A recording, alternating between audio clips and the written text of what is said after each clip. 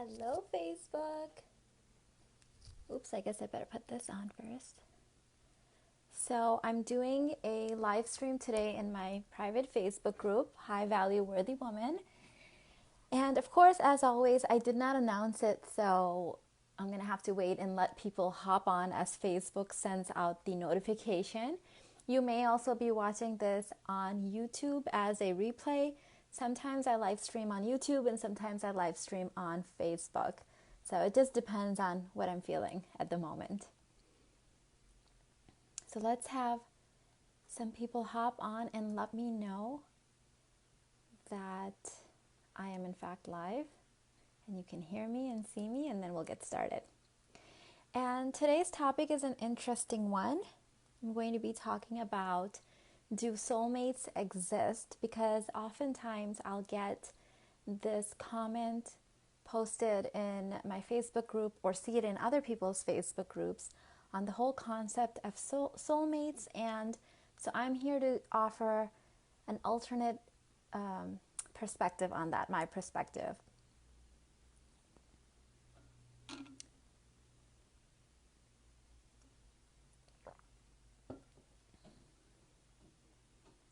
I see some people hopping on. I know that I didn't announce that I do my free live streaming videos totally based on how I'm feeling.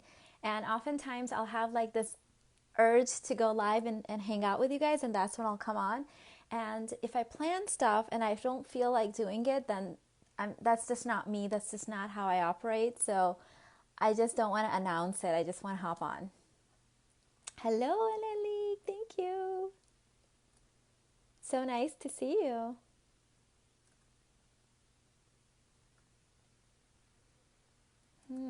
Okay.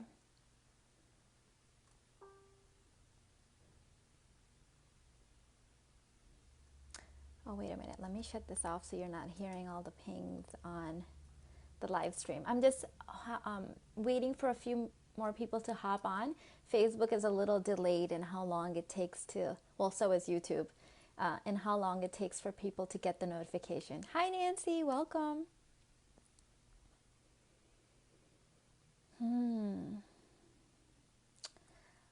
All right, so I don't know how long it's been, but should we get started? We have some people here. This is a really fun topic to me. All my topics are fun to me, obviously, that's why I'm talking about them.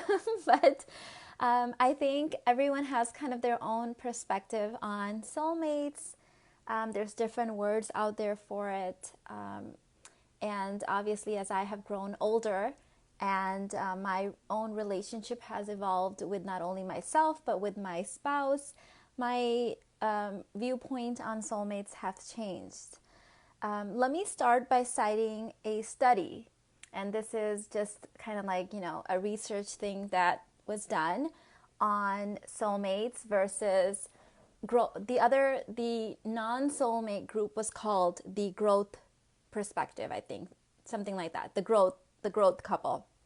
And so the two different viewpoints were, you are made for this one person that's supposed to be your soulmate. And so that was one group of people that they were studying. And then the other group was the growth mindset. And the growth mindset was that you find someone that you're fairly compatible with, marry that person, whether they don't believe in soulmates, they believe in growing together, learning together, and growing old together, right? And you learn and you work through stuff. And so when I read this study years ago, I could kind of feel and relate into both of those perspectives. Like, both of them really make sense to me, that one person could be your soulmate, or you could be married to someone who is not necessarily your soulmate, but maybe you're growing with them and you're learning together. But over time, as my own inner work and my journey has evolved, as I have evolved, I have come to believe in this, what I'm about to share with you. So last week, I think it was, in my Facebook group, I shared with you guys my personal story, because I have a lot of new members in my Facebook group that haven't been following me for 7.5 years on YouTube, so you may not know my story. And as I mentioned in that story, the way that I met my husband, just the way that those events unfolded, it's impossible not to believe in soulmates, right? Because it was like I made this love list, and I made it. And like a few weeks later, I joined the site. And that same day that I joined the site, I meet my husband. Within 2 weeks, he proposes. Within 2 months, we're married. And I forgot to mention that this man fit the description of my love list, as if the universe said, oh, okay, this is what Mina wants. Here you go, let's create it. And it was just like, your wish is my command kind of a situation. So, of course, to my confusion then, I could not understand why it didn't feel like soulmate love anymore a few months into the marriage. Like all the stuff was coming up. So let me give you my definition of what soulmate means. And a soulmate simply means that you're connecting on a soul and divine level. So from my definition, you, okay, Elenique, you, Nancy, the people that are watching me right now, technically, you could be my soulmate, because the minute that I stop connecting to you on an ego human level, and we both switch to connecting with each other on a divine level, on a spiritual level, on a level where our ego and our brain and that part of our story has been shut off, we've become soulmates, because there is no duking it out. There's no competition. There's no blaming. There's no shaming in your divine soul and your divine essence. There's only love. So to me, any relationship could be switched into a soulmate relationship by the simple awareness, engagement, and consciousness that can be awakened. And now you're talking to each other as if two divine souls were connecting and communicating together. So this is kind of my sort of hybrid of answers the question for you, and I'll talk to you about that a little bit more. But if you were just like, I wonder if soulmates exist, I wonder what Mina has to say about it, I would say that any relationship, whether it's a friendship like yours and mine, whether it's your marriage, your boyfriend-girlfriend relationship, your boss relationship, your relationship with your daughter, with your son, any relationship with your siblings, the minute both of you step into your conscious self, your spiritual self, your divine self, you're both having a soulmate relationship. Now, let's talk about a soulmate relationship as it pertains to intimate relationships. So because of the way that my relationship unfolded and the way that it was a very short courtship, like we just knew, we felt this instant, like when I saw my husband's picture on the website where we met, in fact, let me tell you, I had just joined the website that day. So the website that we joined takes 24 hours to approve your pictures. My pictures weren't even on yet, they weren't approved yet. My husband said that something about my profile made him just feel like, oh my God, she's the one. And for me, seeing his picture, there was this huge trigger of like, oh my God, I know this man, even though I had never met him, never seen him anywhere. He lived in a different state, a state I didn't even, like if you made me recite the 50 states, like I would have probably left out South Carolina, it's like one of those states that I had never visited. So there was just this like, I know him. And my dad later, when I had shown my dad the picture, he had said, oh my God, I feel like I know him. So I thought that, oh my God, this guy is my soulmate. And now we're going to, run into the sunset together, holding hands, singing Kumbaya, and just like have this amazing freaking life, right?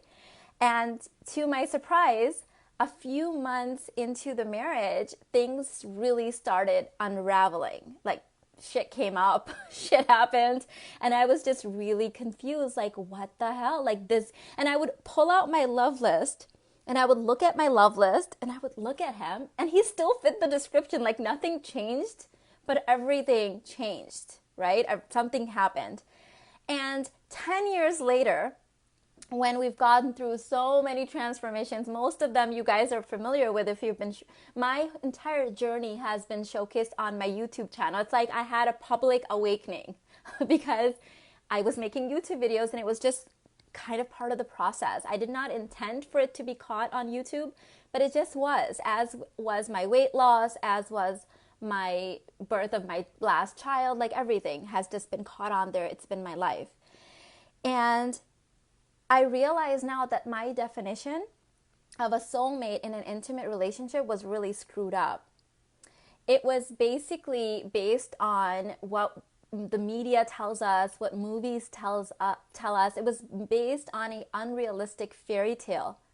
But in fact, what I had was a true soulmate relationship. And so let's talk about that. I've got Kushbu. Hi. She said, beautiful dress. You're looking so fresh and vibrant. Thank you so much. Thank you. So what is a soulmate relationship in the confines of an intimate setting? I've often talked about in some of my programs and my free videos as well that we attract what needs to be healed within us. That is what we spiritually attract in another person. So whatever I needed to fix in myself, all my wounds, all my triggers, I attracted the soul that could help me fix those things. He's not there to fix them for me. He's here to provide that human container of safety and the human container of, I'm here to witness your transformation.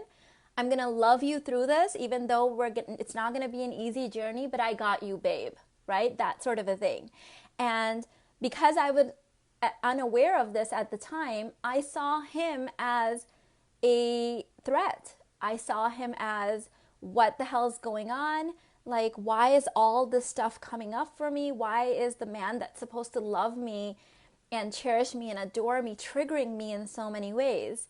I did not realize that this is the true soulmate relationship. Your soulmate doesn't show up and you're like, yay, la la la, and then you're just like, yay, everything's good, and then you just fly off in the sunset. If it worked that way, in fact, it would hinder your growth. There would be no space for expansion. You would just stall. And what happens when you stall, when you stop growing? You pretty much die. Like your soul and your personal growth dies, right? In essence, you're either moving forward, you're progressing, or you're dead. There's nothing happening there. What soulmate means in the confines of a intimate relationship is that you join together as two souls having a human experience in a human body, and all your shit comes up, the wounds, the triggers, right? Because it's essentially your body saying, this feels good, I have love, this feels freaking awesome, this might be a good time for me to settle in here and bring everything up that Mina needs to heal. And her partner, her divine masculine partner, will be here to support her through this journey. But what happens is your brain takes over, right? I want you to start thinking of your brain as think of it almost like a computer operating system that has been infected with a virus, right? Because it was meant to have certain processes that were supposed to aid in your survival, but it has come a time in our human evolution where it's like our brain has become this thing where we can no longer control it, we can no longer shut it off, and it becomes sort of our reality, even though it was meant to be this one tool that the body had that we would be able to engage when we need it and shut off when we didn't need it. But it's like a computer virus that has taken over. So the computer virus, like that virus part of my brain kept saying, he's an attacker, he's a threat, I can't trust him, he's not loving me the way that I need to be loved. And I started trying to control him, trying to manipulate him, trying to get him to change. In fact, the soulmate part of us was simply there witnessing each other and healing that part of each other. And so to give you an example, have you noticed how if one person in a relationship is really frugal, the other one will be really spendy? If one person is really chatty, the other one will be quiet. If one person is a workaholic, the other one may be more of a fun-loving, kind of like go with the flow kind of spirit. Why is this, right? It's because we spiritually attract what needs to be healed within us, okay? So the things that my husband was triggering in me were exactly the things that I attracted into my life, because a part of my divine soul knew he's the person that can help you solve this. He's the person that will be your guide, because he has that. And the things that I was triggering in him, his divine soul had, even though at the time it was probably like very repulsive, very triggering, very annoying, that part of his divine soul knew she's the one. And that's why we were so strongly attracted to each other, because that divine self of the spirit self of our bodies, our human experience, our spiritual experience, knew this is it. You guys, if you really become conscious and aware, you're going to have this huge transformation together. You're going to heal each other. You're going to witness each other, and you're going to have a conscious relationship. It's going to take time. And really it took time because we were both kind of standing in our own way.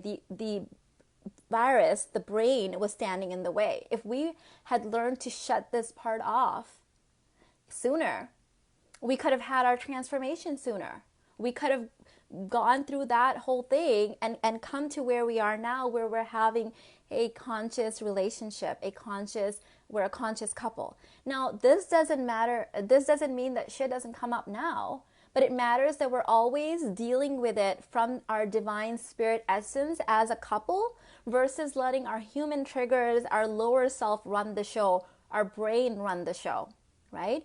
And so this Friday's free training that I'm doing is I'm going to be sharing what a conscious couple looks like. But this video actually kind of gives you a little bit of that. It basically means that you have engaged your divine spirit when you are engaging with each other, and as a couple engaging with the outside world. What this also means is, if there is ever a human moment for either of us, we have a moment, we lose it, or we have, we're having a bad day, the other person's divine self comforts and soothes us in a manner that you can't forget that side, right? So if I'm having a bad day and I say something, or I have an outburst or something, his divine essence is still active, right? So he can come and hug me and soothe me. Or Irfan has a really great way of kind of just like moving past the situation so gracefully, where he doesn't embarrass me, he doesn't shame me, he doesn't guilt me. It's like water under the bridge. And that reminds me again, okay, I just had a little bit of a human moment. That's okay. You just get back up and you have that soulmate experience. So now why is it that people are so confused about whether soulmates exist or not? Most people are trying to find a soulmate from their human side, from their lower side. So for example, let me give you an example of this from my own life. People ask me, Mina, why did you marry someone that's 9 years older than you? Okay. The soulmate, the divine part of me, the soul part of me didn't say, these are the things that you need to heal and fix in yourself and improve and transcend over. This is the person whose soul can do that for you. However, he happened to come into existence in this human life 9 years before you. Therefore, gotta cross him off. He's not gonna work. You see how you're either saying, you know what, screw the divine, screw the soul. I only want a man that's good looking, makes this much money, is the same age as me, lives in this kind of a house, in this city, does yoga, X, Y, da, da, da, da, da, da, da. And I'm okay with that. Nothing wrong with that. I'm okay with that. I don't care about the divine self. I don't care about spirituality. I couldn't care less about being a soulmate. This is what I need a man for me to provide. That's fine then. Then you go find that perfect guy. But you can't say that I want a soulmate, someone who is supposed to be my other half of my soul, in the sense that not that he completes you, but he's there to witness your transformation, and you're there to witness his, and you're there to be each other's guide, right? Because the part that needs to be healed in you most likely is already complete in him. And the part that needs to be healed in him is most likely already complete in you. And that's why you got attracted to each other. But now if for example, Irfan's 6'2" and I'm 5'3", now the part of Irfan that was like, she's the one, I'm going to propose to her in 2 weeks, even though I've been looking for 7 years and I've been so scared and so nervous and like skeptical of everyone. I've had so many women betray me, all of these stories, right? When he knew, he didn't say, she fits, my soul's perspective. Like there's something about her. She's the one. However, she's not as tall as I would like. So, not going to work. Because the human part judges on those lower planes. Okay? The divine self is not judging on that. The divine self knows that this is just a human body that we have been incarnated in. Okay? The human body, yes, it's nice to be kind of attracted to each other, and we very much are, but that attraction actually, once you're married for a really long time, you need the divine attraction to have the spiritual, the human attraction. Because let me tell you, if you only have the human attraction, the chemistry as we call it, it fades. Actually, there's science now that shows, like, they have put it down to like in this long, your brain this happens, your hormones, they have down to a science been able to say, okay, in 18 months you're not going to be physically attracted to each other anymore, or your brain will adjust to the hormones. There's science out there like that. So why is it that some people have these amazing, divine, intimate, conscious relationships? Because they're not functioning at the human level. They're functioning at the spirit level. Okay? So the spirit self doesn't care that Irfan's 9 years older than me, or that I'm so much shorter than he is. It just doesn't care. It doesn't care. Okay? It's so much above that. It transcends this human body. Remember, there's a quote, and I love this quote so much. We're not human beings having a spiritual experience. We are spiritual beings having a human experience. That's it. That says it all.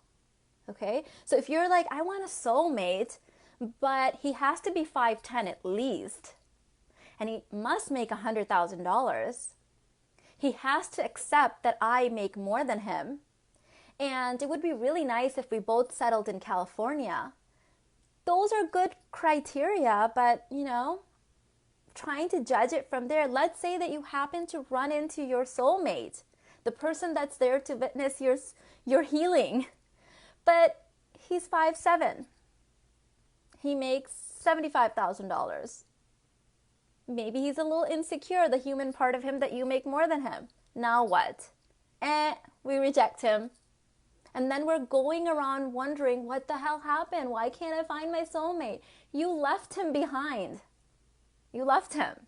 Okay? So if you're going to be stuck on these superficial qualities, you're on the human plane. Okay? You're in the animal plane. And that's fine. We're going, actually on Friday in the live training that I'm doing, the free live training, I'm going to talk about the 3 different stages of consciousness. If you're in the first level of consciousness, that's okay. If you just want someone that's going to provide for you, come home at a reasonable hour, looks a certain way, and has, you have a reasonable amount of chemistry with, that's fine. There's nothing wrong with that. I think that's great. But what if you're wanting something more? What if you are not at the first level of consciousness? What if you have passed that level of consciousness and you're on second level consciousness or third level consciousness and you want more? Then what happens? Okay, so this stuff is for my advanced followers, for the ones that are not living in the superficial plane anymore. And again, I stress this enough. There's nothing wrong with that. If you want to stay in plane 1, everyone has to go through the steps. You can't skip them. That's okay. That's fine, right? But some of us want to go a little bit higher. We want to push each other. So think about this. For those of you guys that are currently in relationships and you're butting heads a little bit against each other, Ask yourself, what is this person here to teach me? What am I supposed to learn from this situation? Okay, because if you're not learning anything from each other, if you're not growing, if you're constantly not growing, if you're not moving forward, this doesn't mean it has to be from a point of conflict. You get to level 3 where you're growing together, not from a point of conflict. You get there eventually, okay? But if right now, if you're in the midst of turmoil or butting heads or conflict, constantly ask yourself, what is coming up for me that needs to be healed? And don't ever turn it about, okay, well, he's being a jerk, so maybe he needs to heal him, and I'm here to heal him. Therefore, okay, this is what you need to do. This, da da da da. I was at that place, and it's not a pretty place, and no one likes to be the opposite, on the other receiving end of that place. That's not what this is about. You keep the focus on you. What's my healing? What am I supposed to learn from this transaction, from this connection or lack of connection, or this argument, or this failure to connect, right? Or this lack of communication? What am I here to learn? What keeps coming up for me? What needs to be healed within me? What are my shadows? Remember, our shadows are the unclaimed parts of ourselves. We talked about this in the High Value Worthy Woman Toolkit. That's the stuff where you've disconnected from it. It's in your shadow. You may not be aware of it. Sorry, I think I lost connection for a second. Those are the beach balls that you're holding underwater constantly. That's what exhausts you, because you have to put up so many faces to protect that part of you, that unseen, unclaimed part of you. So there's always room for growth. There's always room for expansion. To kind of recap, soulmate simply means that you are not engaging with the person in front of you on a human level, on an animal level. You're engaging with them from your divine soul, from your spiritual essence. That's it. You can shift any relationship into that by having that awareness. And when you both have that awareness at the same time, that consciousness, that's where the magic happens. And it can be between two friends, and it can be between lovers. It can be between anyone, any two people. Okay?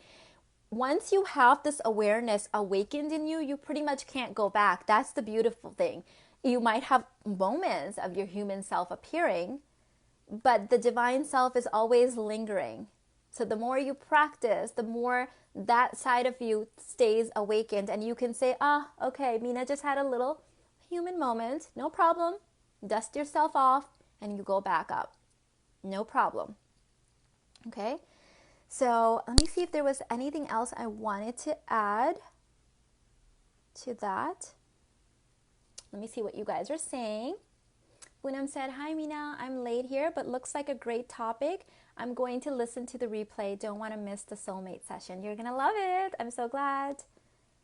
Good. I'm so glad that you guys are enjoying it. Camila said, gosh, I love Mina. Thank you. Right back at you, babe. Right back at you. I feel like there was something else I wanted to say, but it's not. I remember. So why is it that some couples seem to have that conscious coupling, that conscious relationship from the get-go? Usually, these are people that have had a series of very unconscious relationships, human relationships, where they've spent a lot of time in turmoil, in conflict, and it may have been a series of monogamous relationships, not necessarily marriages, but then there might be a series of marriages, and they have both gotten to a place where, let's say marriage number 1 happened, failure, marriage number 2 happened, failure, series of relationships, same shit kept coming up, and they both came to an awareness separately that, oh my God, it's like I keep attracting the same person in different shapes, colors, and sizes. Like, what the hell's happening? And so they take a step back, and maybe they're both like, oh my God, like, what's going on? It's like the same relationship keeps appearing. Could it be that something in me is inviting this kind of a relationship in me? I need to do inner work. And let's say they both separately do inner work, and then they manifest and attract each other into their lives because they happen to be those people that are each other's reciprocal, the soulmate, and they get together. Now, these people, of course, will have that conscious relationship from day one because they've paid their dues. They've done their inner work. They've had to come a long journey, but they might have just coupled together at the right time of their growth. And doesn't mean they're not going to continue to grow together and learn together and expand, but they just arrived at a place where they had done the inner work. Okay, so in my personal relationship, we hadn't. Okay, so we had to duke it on all kinds of stuff to get here. And now we laugh at it like it's funny, like the kind of stuff sometimes that we would argue about, or that where it was just like, what the F was that? Like, what were we thinking? So nuts, right? And it's, I pride myself that I teach things that I'm able to explain spiritually, religiously, and scientifically, and that's kind of my thing, and I enjoy that. And so if we were simply looking at it from a scientific perspective, I love doing that in my programs as well. I'll give you guys the psychology and that part of it, and then let's move to the spiritual aspect, and then let's move to the actual science. From a scientific perspective, it is basically your brain firing up constant fight and flight triggers based on your memorized emotions, your memorized triggers. And so it's like that is supposed to be there when an actual threat happens. But because things have happened to you in your past that seem like really big threats to you right now, you keep seeing your partner as a threat, and you're having this constant fight and flight reaction to each other, this constant fight or flight reaction. And it's basically you're not having a relationship, the both of you, your brains are having a relationship with each other, and it's not pretty. You're both constantly triggering each other's fight and flight and like those negative response systems. There's like beautiful research around this. There's a really good TED Talk that I love that explains that, the science part of it, really good in a very short video, much more justice than I can do here. I'll post that after this live stream for those of you guys that are interested. And he talks about how it's like two malfunctioning brains having a relationship, or like misfiring at each other constantly. And he even gives tips on, that may have been in the book, but he gives tips on if you're going to have difficult discussions with each other, how not to do them side by side, do them face to face. Because when two people are sitting like this, for example, like if I'm driving and you're sitting next to me and you're my partner, and because I can't look at you, I'm driving, I have to make like very quick glances at you. And to the brain, that distorts the faces. So when I'm looking at you, I'm not seeing my loving partner because I'm driving and I'm like glancing. I'm seeing a mutated version of you in my brain, and therefore I may be seeing you as a threat. And in that moment, if you are an unconscious person in that moment having a human experience saying, why did you do this? I can't believe you hurt my feelings again.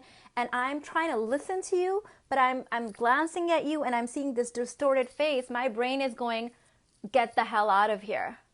Get the hell out of here. Like this is a bad situation. Fight or flight, fight or flight. So I'm getting a little ahead of myself because I'm going to cover some of this in Friday's thing, but part of being, I'll give you one little glimpse of it. There's many things of being a conscious couple, but one of them is that a conscious couple knows how a human body works, and how a human brain works, and how that part of you interprets events and reality, and how it distorts it. Is that making sense? So the conscious part of you will keep tabs of your partner possibly have fallen lower into the human thing and trying to explain things. So for example, my husband, being that he is, older, more educated, and, he reached that level of consciousness way before me. And when I was having those human moments, where I was distorting facts, distorting reality, just like going off of my own feelings of things without taking into consideration his feelings or what actually happened, he would very gently point that out to me and say, Mina, I know you're feeling bad right now, but that's not exactly what happened. That's not how it happened. This is your interpretation of it. And then that was it. He'd walk away and I would be mad. I would be like, but I feel like this, so why does it matter if it... And I kept like going in circles until that awakening happened in me and it made sense that I'm letting the human side of me, my distorted brain, the virus that the brain is and it takes over, dictate our relationship. Our conscious spiritual relationship can't function from the distorted lens of the brain. It just can't. I'm always going to see him as a threat from there, simply, right? So once you're able to move above that, doesn't mean you're no longer human, okay? I have my moments. He has his. But the divine, that's why we're a good team. That's why we're a partner. That's why we're soulmates, is that the other person constantly brings you back to your divine self. Gently. There's no tugging or pulling. There's no blame. There's never any shame. It's just like, okay, all right. I know that you are above that and you're having a little human moment. That's okay. We're just going to... All right, so Sharon said, beautiful topic. Make your relationship your spiritual practice. Ah, I love that. Then you learn and grow within. So true. Our partner reveals what is already in us if we're willing to face this and work on healing. Beautifully said. I couldn't have said it better. Beautifully said, Sharon. Relationships can be incredibly healing if we are consciously awake and willing to let it heal us, or they can destroy us. Right? If we're not conscious, if we're not aware, we're always blaming the other person, not realizing the spiritual part of the other person. It will constantly be reflecting back to you what needs to be healed within you. That is their job as your soulmate. That is their job.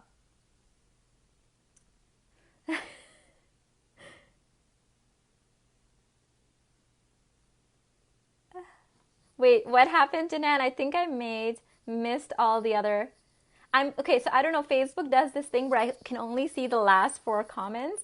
And so apparently I missed some comments and someone's joking about it. I'll have to read them later.